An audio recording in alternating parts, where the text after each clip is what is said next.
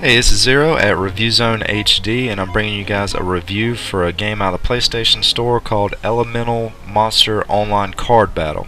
Well, I don't know if it has battle in it, but I just added that in there. Now, you know you're cheap when you have to look up a review for a game that costs $1.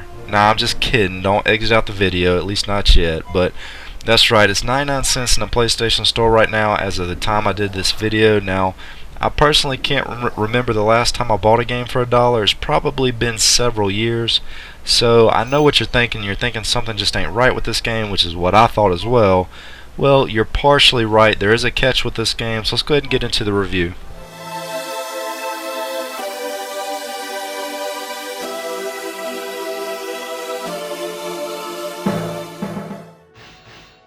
As far as card games go, the graphics on here are decent, but as far as the PlayStation 3 store release games go, they aren't the greatest. The cards look kind of faded and saturated and don't really have a glossy or high definition look to them, but the actual special effects during the combat are certainly a nice touch and keep things interesting. The world map was really well done on here, and the overall game and menu is very clean looking.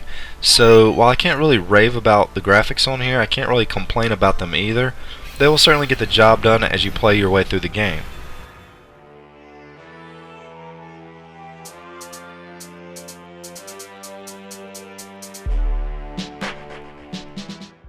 I'm really happy to let you guys know that, like trophies, this game does have a platinum trophy, and just in my first few hours of playing, the trophies were really flying on here. After looking through the trophy list, the majority of the trophies are going to be obtained through just playing through the offline game. But one did stand out that may be a bit of a challenge and time consuming to get, which is to win 100 online ranked matches. Anyways, I suspect this game's trophies and its price point were both done to lure people into playing the game that otherwise wouldn't have looked at it, but I'll get to that here at the end.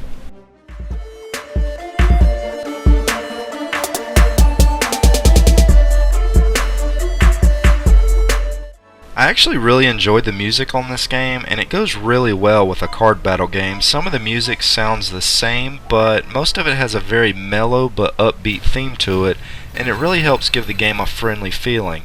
It's not too annoying and sort of just blends in with the background. The sound effects do give the battles some life, so there's really no complaints on the sound with this one.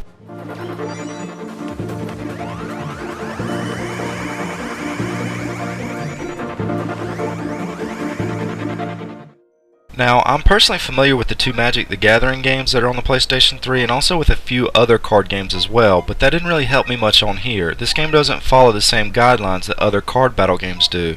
You don't have a large deck of cards that you pull a group of cards out of at the start of combat. You basically build a very small hand of 2 or 3 cards and level them up by fusing the same cards together, which has its own benefits and drawbacks.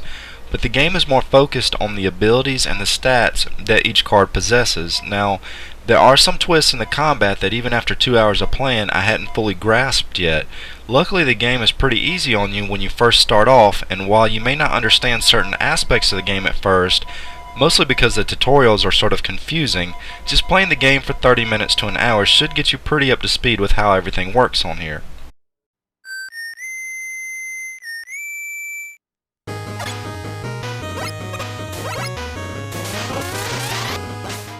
Okay, so the million-dollar question is, why is this game $1 and what is the catch? It's not because it's a bad game or poor quality, it's because they want you to buy the add-ons that are located in the PlayStation Store, similar to how Free Worlds did their launch of that game on the PlayStation as well.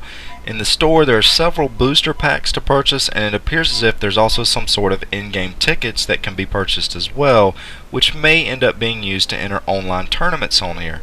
This review is actually running a bit long, but I didn't even get into the online portion of the game, which is really well done, and if you end up purchasing this game, you're probably going to spend a lot of time in there if you like playing online. If you're a fan of card battle games or you're a trophy hunter, then you definitely should check this game out. I did upload a couple other videos for those that want to check it out a bit more. Anyways, this is Zero at ReviewZoneHD, and I'll be bringing you guys more reviews soon.